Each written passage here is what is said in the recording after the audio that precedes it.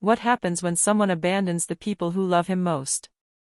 Chases freedom, wealth, pleasure, and loses everything? Can a person who has wasted his life ever return home? And if he does, will he be forgiven?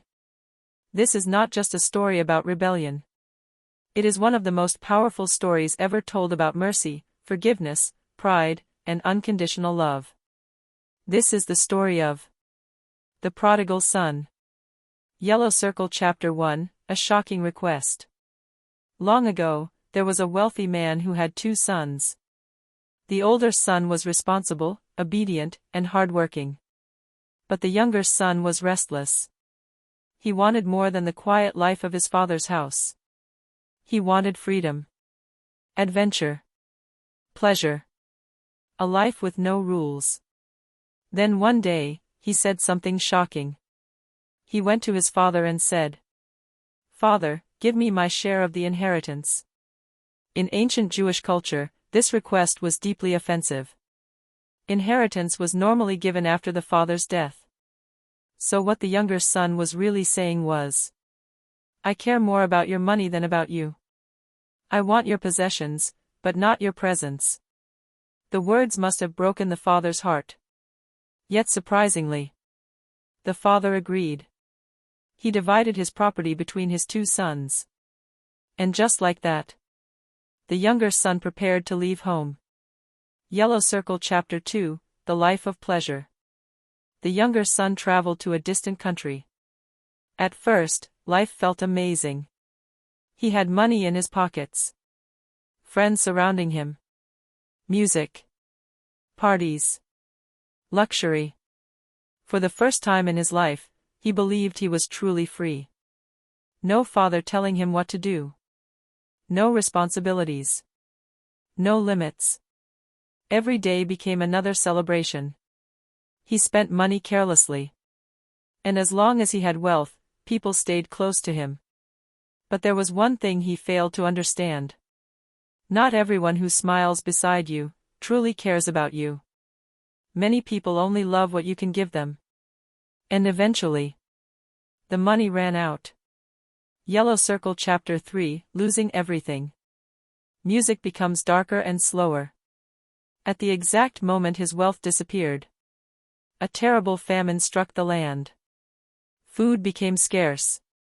Jobs disappeared. And suddenly, the friends vanished too.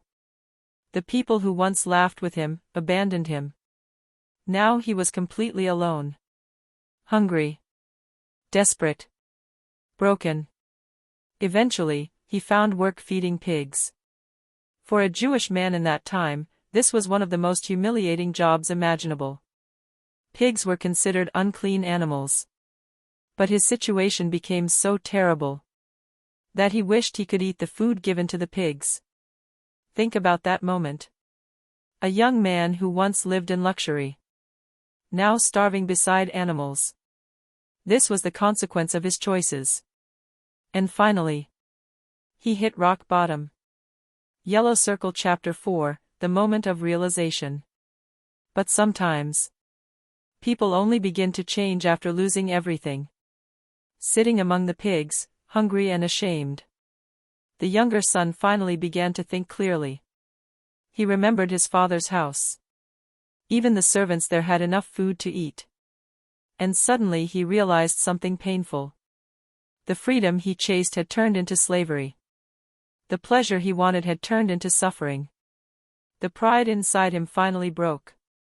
And with tears in his eyes, he said, "I will return to my father. And I will say to him, 'Father, I have sinned against heaven and against you. I am no longer worthy to be called your son. Treat me like one of your servants.'" For the first time, he stopped blaming others. He accepted responsibility. And that decision changed everything. Yellow Circle Chapter 5, The Journey Home. The journey home must have been terrifying. Every step brought fear. Would his father reject him? Would he be punished? Would the village shame him? He had nothing left. No money. No pride. No status. Only regret. But while he was still far away, his father saw him.